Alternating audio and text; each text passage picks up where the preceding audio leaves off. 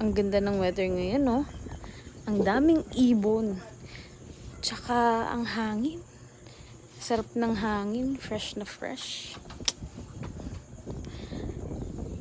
Sana ganito lagi. Nakakahinga ka ba? No? Sa lahat ng pagod mo buong araw, buong linggo. Yan. Kahit paano, kahit ilang minuto lang doon sa lancha, makapag chill tayo. Kain-kain lang. Laki ng kain natin dyan, guys, oh.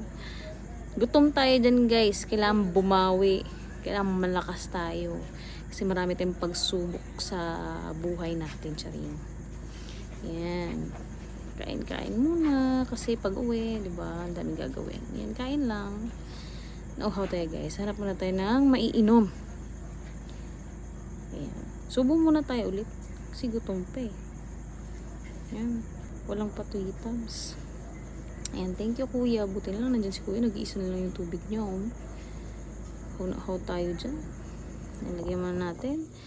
Habang nanonood muna tayo ng mga ibon na may kinukuha dyan sa dagat. Kaya yun. Pero hindi naman kasi isda. Kung hindi siya nalangoy. Yung puti lang. Ano ba yan? Hindi nila tinitigilan. Kaya yan. Lipad-lipad. Sana all birds. I believe I can fly.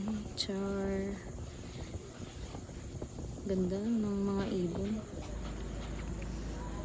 Ngayon na tayo, guys. Hirap ng buksan, guys. Pa-hard to get.